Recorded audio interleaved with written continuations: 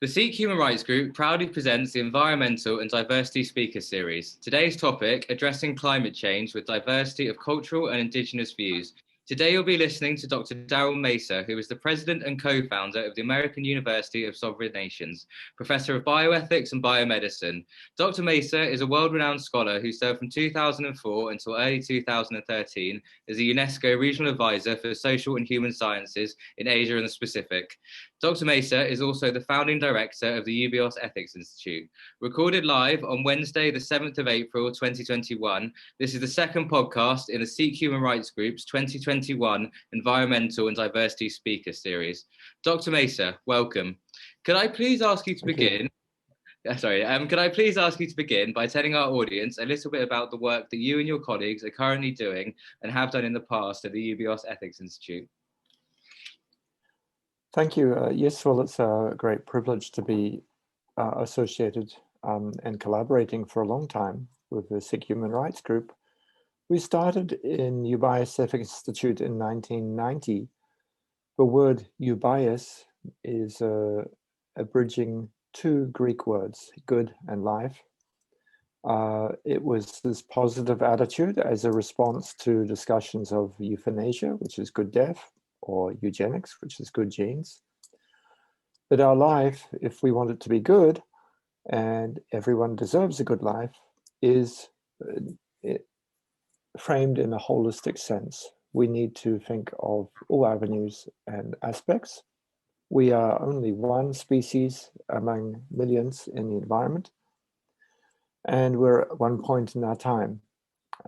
Yet, I think we have a great responsibility to use what we've been given to try to make the world better. There's too many people who are dying from the lack of access to technology, the lack of good policy, the lack of access to even basic needs such as the distribution of food and healthcare and the housing and clothing. So we've been trying to work on that for a number of years to develop the art of decision-making or bioethics in people everywhere. Brilliant, thank you very much. That was very insightful. Dr. Rai, for those who missed last month's recording, could you please introduce yourself and tell us a little bit about the work the Sikh Human Rights Group has been doing over the years to promote pluralistic views of the environment and diversity? Hello, my name is Jasdev Singh Rai. The Sikh Human Rights Group started in 1985, and eventually we got special consultative status at the UN in 2015. We have a diverse portfolio of interests, including environment, sustainable development, which we started developing in around 1998. And then we went to the World Conference on Sustainable Development in Johannesburg in 2002. Our position was that sustainable development and environment, as well as climate issues, can only succeed if civil society takes ownership of it and feels passionately about it. And it cannot feel passionately about something through a scientific language or a language of just one civilization. At that time in 2002, we introduced the idea of religions and sustainable development, and it became quite a big thing in the sustainable development field. After that, it was taken up. We had a couple of conferences at the Johannesburg conference. Then we were invited by Darryl Mesa to the Bangkok exercise on a universal ethics of environment, where our position was that different civilizations have different ways of connecting with the environment. And a universal ethics is almost like a religion in being imposed on everybody else. And if you want people to connect with the environment or take ownership, they have to do it through their own indigenous or religious or cultural language and histories. And we've been promoting that line. We believe that the environment is not a new thing. It's been there, thousands of years. People have always noted scarcity of products or agriculture things or access to meat, etc. And they've always had some sort of a concepts or philosophies or belief systems that connect them to be more ecological with the environment and to recycle things. And if you note, before the Industrial Revolution, almost every village or culture or people around the world were very good at recycling things. And I think we need to bring that back. Thank you very much, Dr. Rai. Just to provide our audience and yourself, Dr. Mesa, with some guidelines of how it's going to run, I'm going to ask you some questions on environmental matters, and I'm then going to hand over to my colleague, Bethan Walters, who's going to focus more on the diversity side of things. So if I could begin, Dr. Mesa, by asking you to please explain to our audience what exactly environmental bioethics is, or what school of thought it refers to. Yes, so bioethics I define as the love of life. And inside the development of modern bioethics, there were movements from a German pastor, Fritz Jahr, in 1927. And his paper was entitled "The Bioethical Responsibilities of Human Beings to Plants and Animals." That's 1927. And then in 1970, in English, a book, Bioethics, A Bridge to the Future, was published by Van Riesa Potter, an American oncologist, looking at really the environmental crisis. Following that, the term bioethics has been more commonly used in medical areas, in medical bioethics, by many physicians and many universities who established ethics committees, for example, to govern research.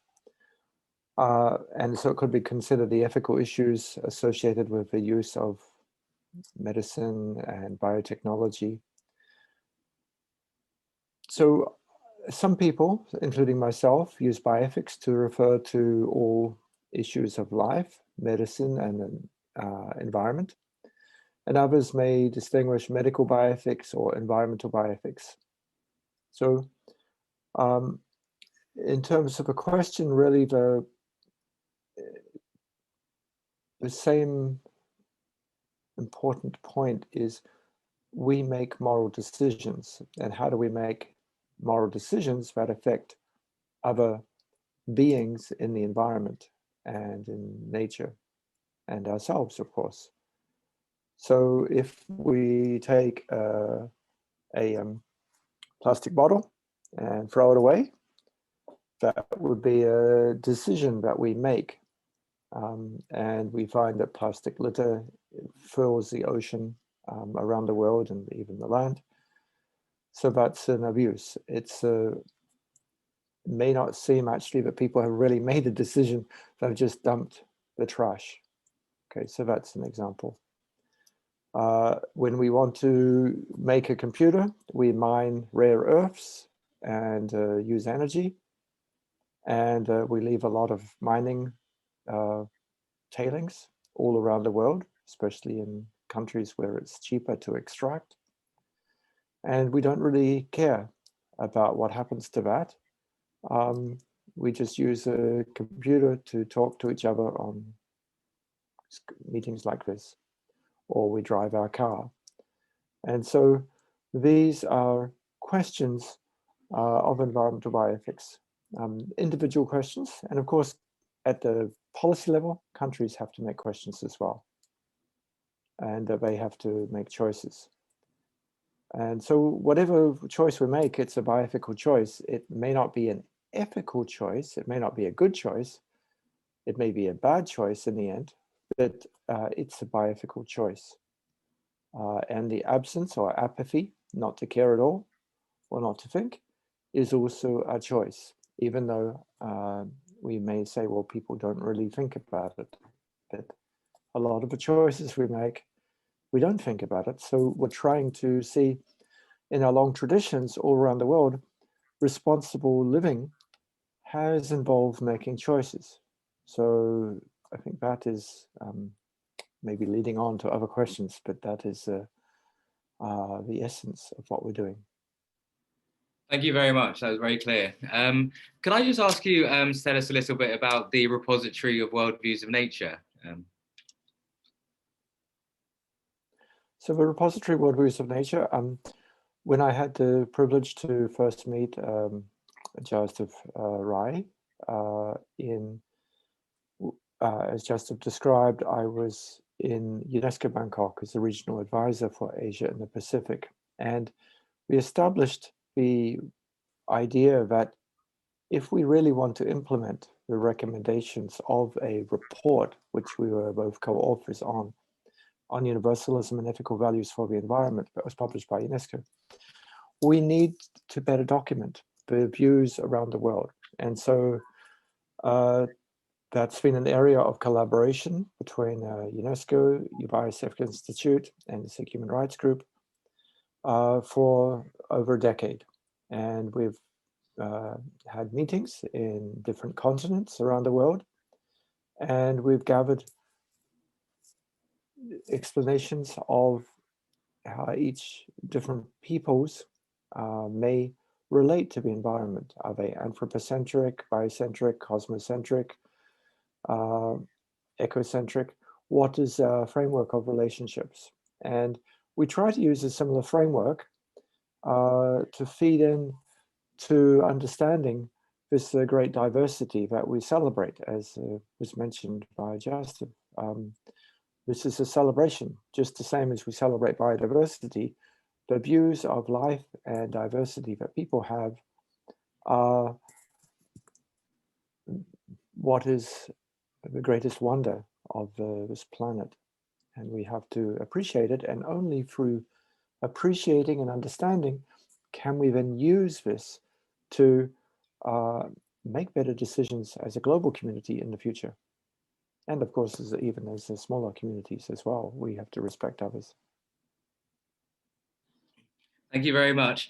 Dr. Mesa, if I could ask you, do you agree or disagree, or neither agree or disagree, with the following statement?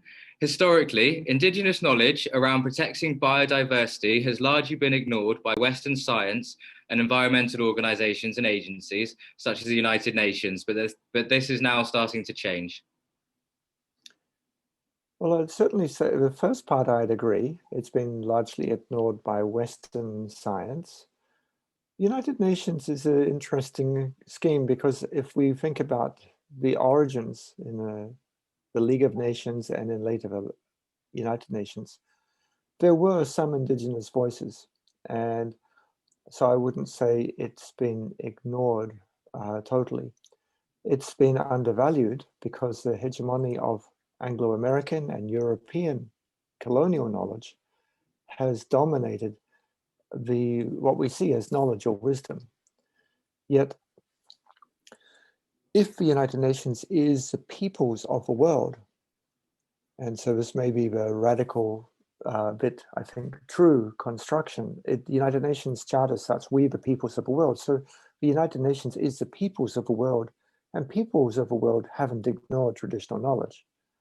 A institution or institutions that were constructed to claim that they represent the United Nations or the peoples of the world have often ignored. But the United Nations is actually the peoples of the world. And that means peoples, 4,000 or 5,000 peoples in the world, have not ignored their own knowledge. But the structures that they claim to represent them have. So I think if we want to think about what the United Nations is, Carlson, that would be, we'd have to answer the question in that way. So you're thinking United Nations is a nice grand buildings, the Palace of Nations in Geneva, or the nice buildings in New York City, or offices of agencies around the world, specialized agencies. But the United Nations is the peoples of the world. So for example, behind me is, in my screenshot, is San Carlos Apache Nation. It's a memorial to a genocide that happened some time ago. And this is typical of many types of colonization. But the peoples of the world have always, even if they've been suppressed, tried to value. I think, unfortunately, the education systems have even tried to convert traditional peoples into a Western knowledge system and they've been somewhat successful. And I think that is unfortunate. But we can still find people outside of those ivory towers which are celebrating and benefiting from traditional knowledge. I think Jasdev should make some comments on that. Because I think this dialogue we've had on who represents who is something which we've celebrated in our collaboration. Thank you very much. That was very insightful and thought-provoking. Dr. Rai, is there anything that you would like to add to that? Well, I think Darryl has put it in, articulated this very well. But I think when he said that we all make choices, and he showed a plastic bottle. Now,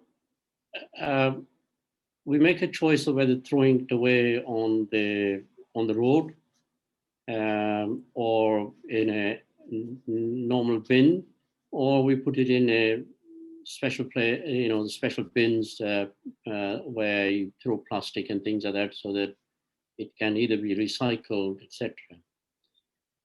But behind that choice that human beings make, there are a number of influences. Okay, let's put it in a different context.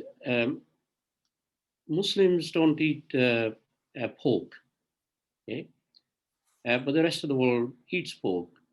Now, there is no rational or irrational argument about that. Why do they not eat pork, not eat pork? A Muslim isn't going to make a rational or irrational choice by not eating pork. That's his culture. That's his or her culture has made a choice. Hindus don't eat beef, and they will not kill a cow. and that's a culturally influenced choice they make. The choices you make about the climate seem to be rationally based. And the problem with rationality is I can think, well, look, today I can throw this bottle there. It doesn't really matter, but tomorrow I'll change my attitude. So there is no other influence about a utilitarian or a, at the moment a decision that I make out of some sort of rational thing. And I think this is what is missing in the whole climate and environmental field, that people do have culture values, and as Darryl has very eloquently said, they have been marginalized or replaced or displaced by a very, very westernized system of knowledge, and we are where we are now, that people have lost the reverence for nature.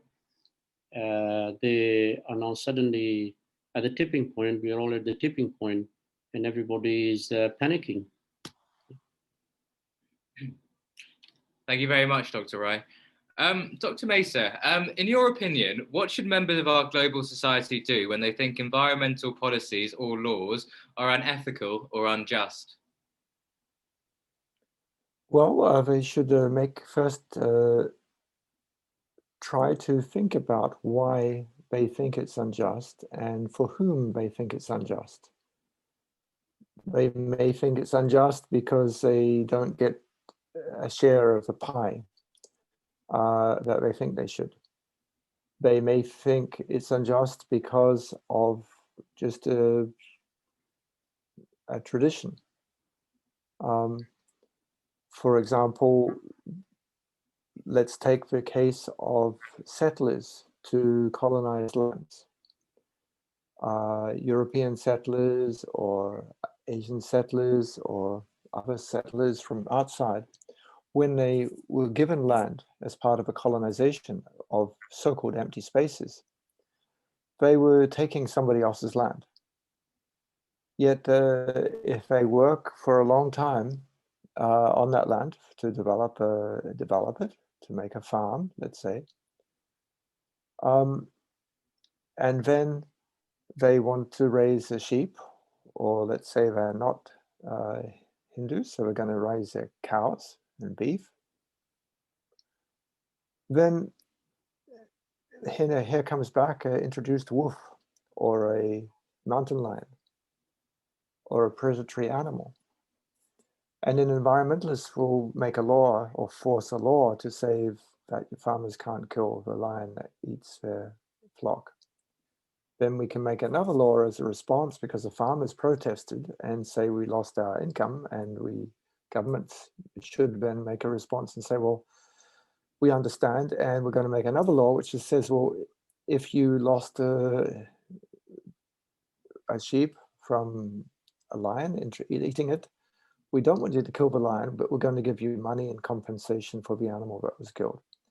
So laws can be developed in that sense. So if we are trying to be fair to the efforts of people, we have to make these types of choices and decisions. Now, sometimes when it comes especially to indigenous land, it can be very difficult to see how we can make everyone happy.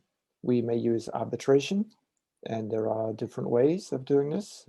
Some non-Western ways or traditional ways of arbitration can work. And sometimes the clarity of a legal system makes it clearer to people. But we can see over time the evolution of more recognition of the interests of people. So environmental laws certainly can help.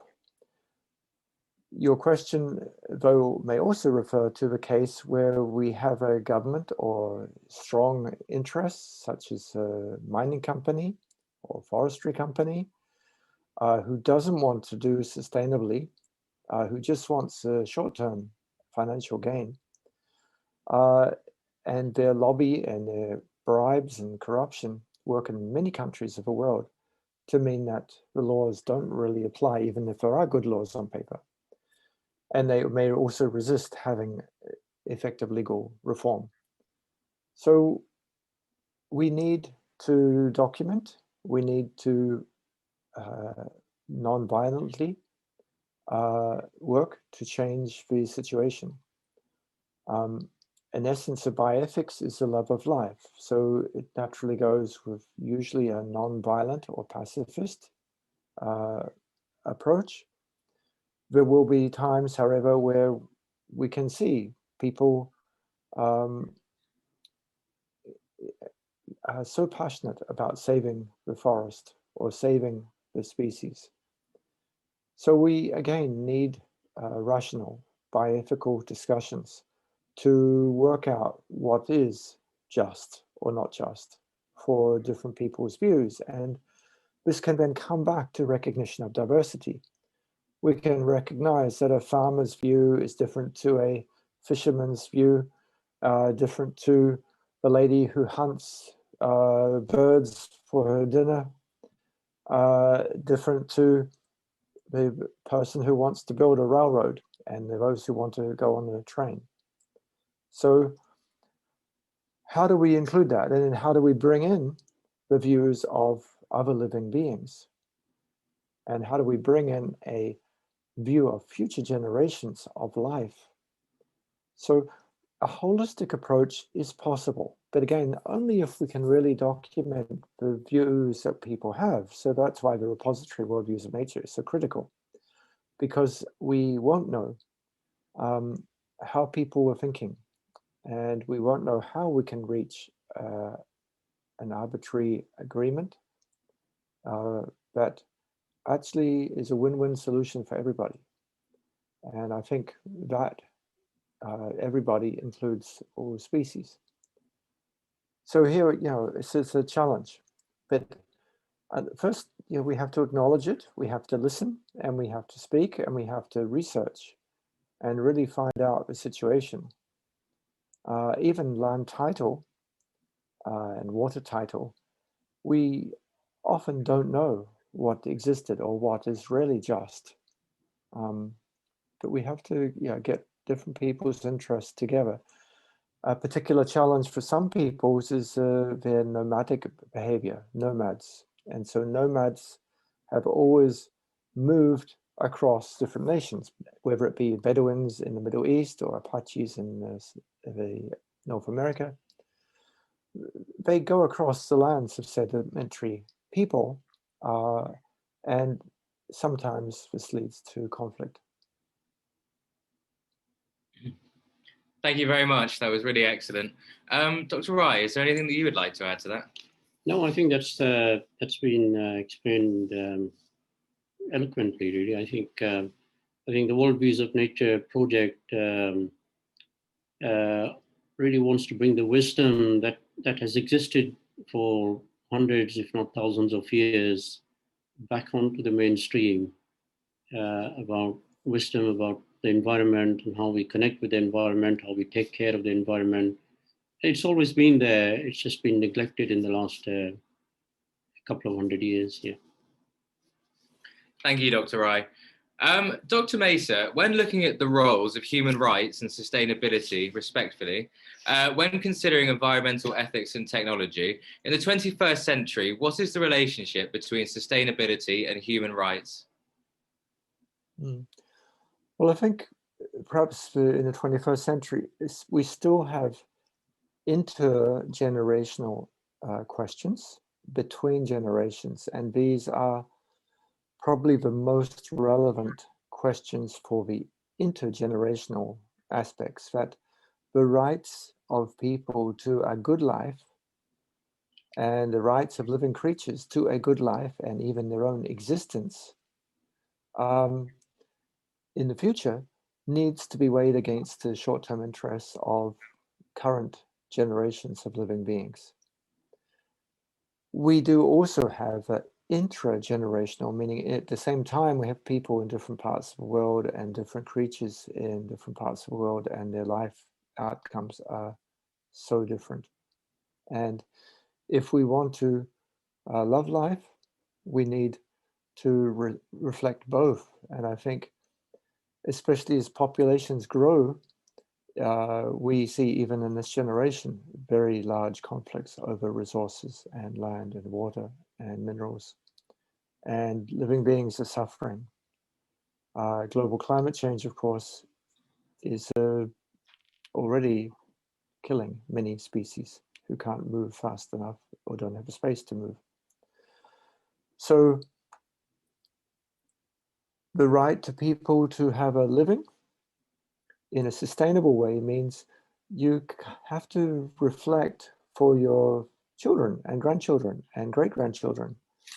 How can they live from the same space in the same planet? Now, what do we do about starving children? What do we do about people who have no place to live? Shouldn't they be given land? And I think the answer is yes, they should be. If they work hard, then they can develop. But the guidance and the vision that needs to be educated is a traditional one, not a very modern short-term economic vision. We can see examples of cash cropping, for example. It makes sense if your country is a slave to paying off foreign debt, that you get farmers to make cash crops. However, it's not feeding people. And in the end, if you don't own the land, then you lose the power. And I think future generations of in those families or communities suffer more and more. And then the pressure mounts. So the feedback becomes even more difficult to be sustainable. So finding the balance is really critical. There will be sacrifices on all sides as we live. And how do we make that sacrifice fair to people is critical. Thank you very much. Dr. Rai, is there anything that you would like to add to that? I think we are in a world, in an era in the world where rights are perhaps the one way of achieving things. You know, there was a time when responsibilities and duties were just as important. But in the modern political dynamics, it's the state which gives you rights, and you have rights to have some expectations, which the state then has to ensure that it provides those. What has been neglected is for the right to clean air, the right to a clean environment, the right to sort of healthy food. These things are now increasingly coming into the language of rights, because that's the way governments are being pushed to ensure their policies and their laws are providing the people with a cleaner air, freedom from pollution, a slightly better environment to live in, a healthy environment to live in, and healthy food. Yeah, so yeah, there's a lot of the climate and environmental language now coming into the language of rights. Yes. Thank you very much. Dr. Mesa, what is one small thing that we could all do to push large environmental organizations and agencies towards adopting more pluralistic policies when it comes to combating the climate emergency? I think not to be afraid of who you are, to find your own identity, your traditional roots, your epistemological roots, where your knowledge is coming from, what you value in life, what makes you happy, and not to be afraid if you're an immigrant from different parts of the world into a new country. You don't need to all be the same. We're not making clones. Human beings are not clones, and when they attempt to be clones, the system falls apart because people are not. So the celebration of diversity also brings about better results for all of us, more innovation. So it's been tested time and time again.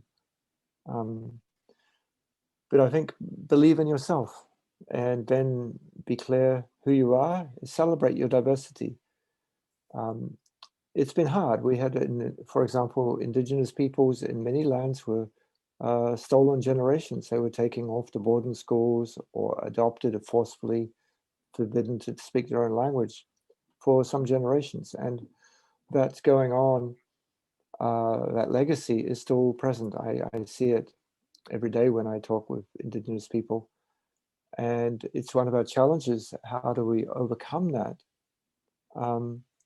For a celebration, we could, of course, be more multilingual, represent indigenous languages. So my home country, Aotearoa, New Zealand, has English and Maori. And if we recognize that, and I think most children growing up in New Zealand learn a lot more Maori than I did when I was a child at school.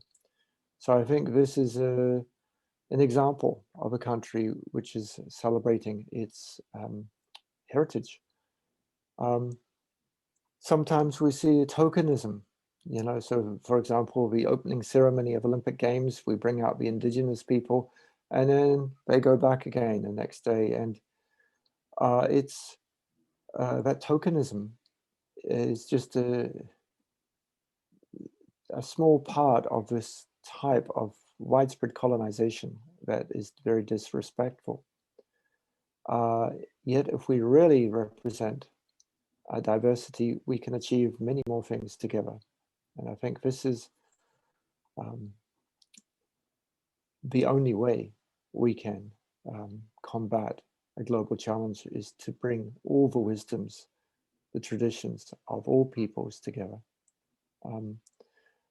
And I don't think, I'm not a person who blames a particular worldview for destruction of nature. I think I've seen it whether it be in Japan or Europe, whenever people have the idea of development, they they develop land and they cut down and they destroy things. It happens everywhere. We might see a few sacred groves around temples or shrines. And these, of course, are very wonderful reservoirs of biodiversity.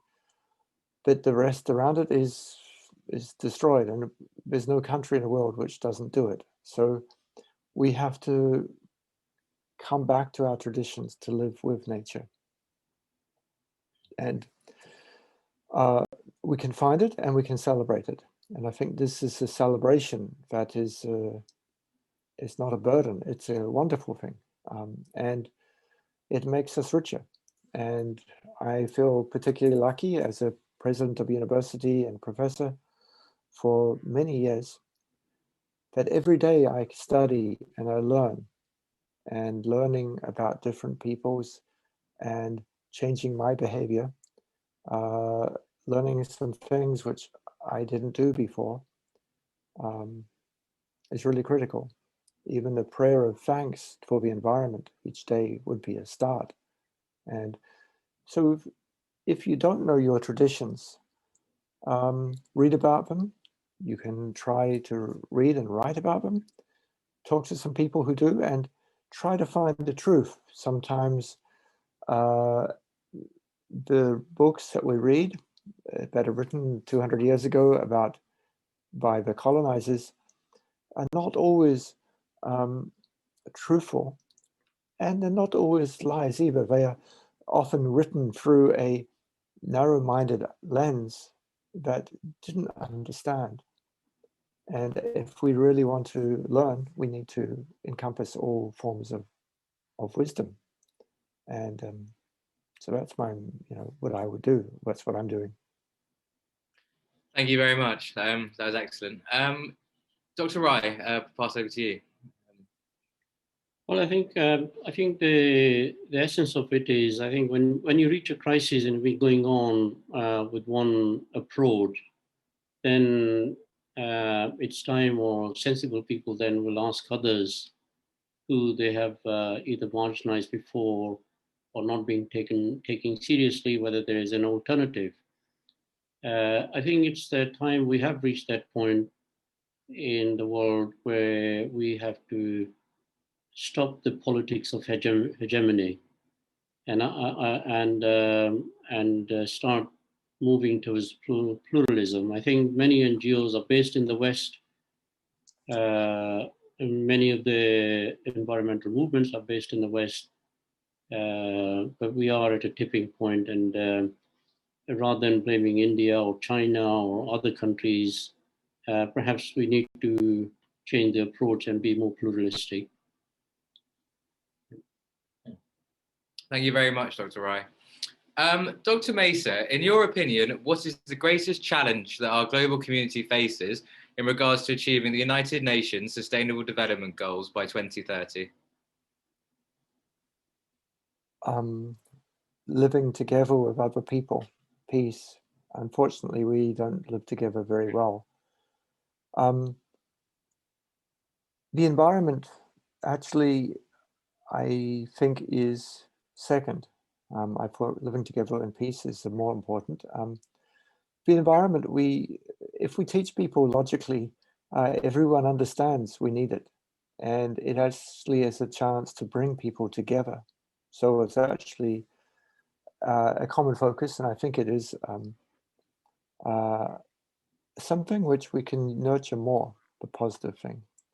But recognizing, peace, not recognizing diversity, fighting for it, and understanding each other, changing our own mindset, our own lifestyle, so we can live together with people. Yeah, so I think that's the most. Thank you very much. Dr. Rai, in your opinion, what would be the greatest challenge that our global community faces in regards to achieving the United Nations Sustainable Development Goals by 2030? I think there's quite a few factors. There is the interest of multinational corporations who are still obsessed with profit and exploitation.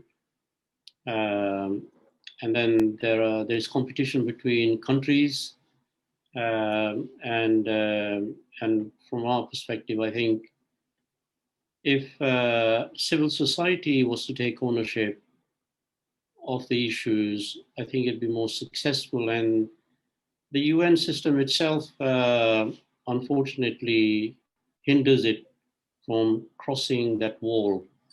It's dependent on states. It's very orientated towards the state system, and everything has to go through the countries, and countries have their own prerogatives. If the UN could talk directly to people and bring the sustainable development goals to them, with them, and by them, we probably might be more successful. Thank you both very much for that. So, I mean, you both perfectly led into the diversity section where we've spoken a little bit more about pluralism and coexistence, and also shown how the environment and diversity are so intertwined.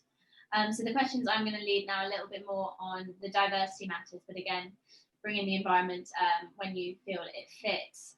So Dr. Mesa, with your extensive work that you've done in Asia, how would you explain the importance of having the Bangkok Declaration, a statement that represents the Asian region's stance on human rights? And do you find it's a step closer to pluralism? I think the recognition that there are different constructions and emphases of human rights is very critical. So it is important that we do this. Declarations are consensus statements, and we have a series of articles where people can agree, but it leaves the parties, whether it be countries, states, people, communities, businesses, to interpret what they mean by these different words. And I think that allows this interpretation. So the mechanism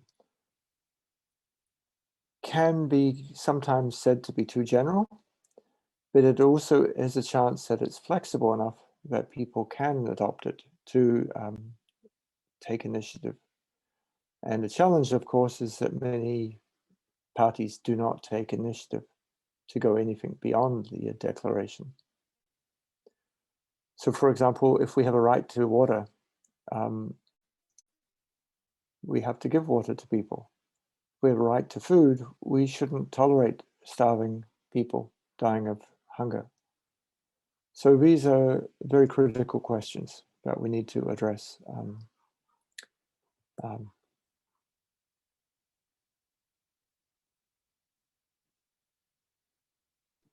Thank you. And again, Dr. Wright, do you have anything to add, again, with your expertise and your opinion on the Bangkok Declaration and it being a step closer to pluralism? Yeah, I think it's good that there are these regional declarations, the Bangkok Declaration. What, in my opinion, is missing in them is that a lot of the Eastern cultures, whether it's Indian or Chinese or even Southeast Asia,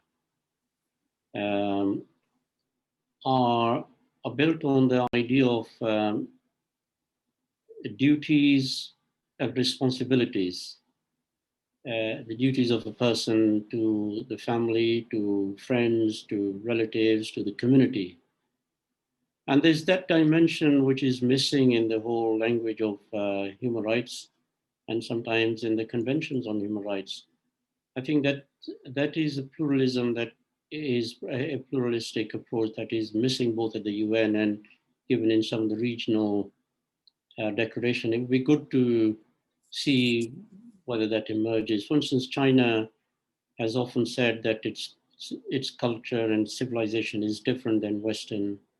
But we'd like to see a bit more of that reflected in some sort of a convention. What is different? They talk a lot about filial responsibilities and how do they codify that? How do they make people more responsible? I think it would be a lot more interesting if, yes, a lot more pluralistic, in my opinion. Thank you. And as you've mentioned before, the education system seems to be pushing more of a colonial knowledge and Western kind of education. So this is for you both. So Dr. Macy, you might want to start, but where do you see schools around the globe starting to improve or working towards a world where everyone can live in coexistence with one another and the environment, rather than maybe the system we have at the moment? Well, I think, yeah, there have been a number of initiatives on education. When I was UNESCO Regional Advisor for Asia Pacific, we convened a meeting of ministers of education of the Asia Pacific. And we got together and issued a kind of consensus statement and recommendations on the nature of education and philosophy education and the values of how we can teach. So these issues such as the bioethics or environment. And every country tries to teach about respect for the environment. Every country, all 47 countries of Asia Pacific, whether you be make it very obvious or not so obvious. But they also teach about identity. And so here, I think the challenge is more in the identity issue. Do you want a homogeneous national identity, or do you want to celebrate the diversity that you have? And we do see variations in this theme. And I think that is part of the curriculum, which needs reform, so that we may be even good to teach about, understanding of different nations. But even when we're teaching that, in some countries, we're actually trying to teach that our nation has this identity. So everyone thinks this way, okay? And rather than celebrating the diversity inside the country as well. So I think that's the emphasis that needs more effort in the education curriculum, is to emphasize this internal diversity. Many governments, ministries of education, ministries of culture, are quite often the bastions of the national identity, and they want to promote a particular national identity. And only when that national identity includes diversity and celebration of diversity will we see movement of the curriculum. Of course, initiatives in classes and many teachers will try and do that, but it is a challenge. And I think we have certainly innovation in curriculum. There are many curriculum, but sometimes the national curriculums restrict this, and it is actually linked to that question of diversity. So if I want, for example, that French people are this and British people are this, then that may be a stereotype. Do we want to promote that in education? That Korean people are like this and Japanese people are like this. Yeah? So, or Thai people are like this and Burmese are like that. So actually, governments have different political reasons to promote national identity, but and some governments, of course, have very critical ethnic struggles going on. The concept of a nation state is evolving. In 1945, there were 50 nation states in the world. Now there's 220. And I predict by the end of the 21st century, we may have 500 or 600 recognized nation states. Sovereign nations are more. Sovereign nations are communities of people that identify with themselves. But so this question then is quite difficult because not many countries want to promote education to break up the country itself. Okay, it's not in the interests of the national government, but it certainly can be in the interests of minorities or ethnic groups to promote education, to recognize indigenous rights, recognize their own rights. So I think we can see these struggles sometimes in the literature, in the non-formal literature. Freedom of the press, freedom of writing, freedom of expression.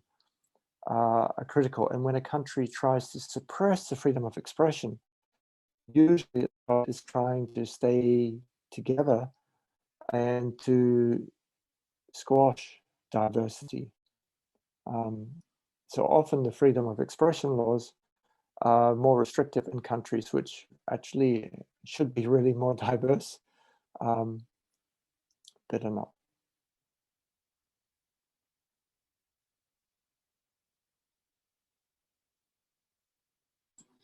Thank you very much. That was yeah, a hard question, but really well put.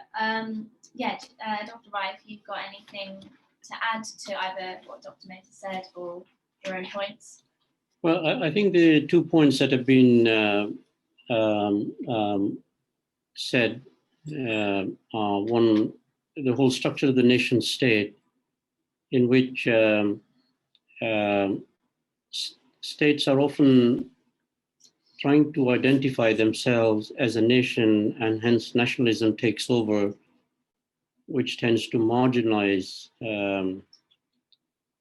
minorities and other diverse communities. So there is that tension, and at the same time, the state wants to accommodate diversity. This is one of the underlying sort of tension between the nation state and the people within it. The second is the university started by and run by Darryl is quite interesting. Because if we go to an average university, there is a certain format, a certain way of looking at things, a certain epistemological construction of knowledge. And you tend to do your undergraduate degree, master's or PhD within that framework. What Darryl has done is looking at the alternative frameworks from different cultures and allowed them to breathe in the whole spectrum of knowledge, which is I think is, in my opinion, this is the first university of its kind which is doing that. And mainstream universities don't take it seriously, but I think it's a very innovative way, and I hope it will be the way in the future to look at knowledge from different perspectives. And when you start looking at knowledge from different perspectives, then you also move towards diversity, and the state can also move away from this obsession with nationalism based on the culture of what some might call a meta-ethnic community. So the culture of the largest of the majority community, but look at and allow different cultures to breathe in there and to accommodate. This is why the Sikh Human Rights Group has been pushing for a declaration on diversity at the UN. Yeah. That concludes the podcast. Thank you very much for taking the time to appear today, and Jasdev as well. This podcast was brought to you by Sikh Human Rights Group. For more information about Dr. Darryl Mason and the UBS Ethics Institute and the other invaluable work that he is doing, as well as Sikh Human Rights Group's international environmental and diversity policies, please visit our website at www.shrg.net, or alternatively, please visit our Instagram account at @shrg_net. I've been Carl Arbuthnot. Thank you very much for listening.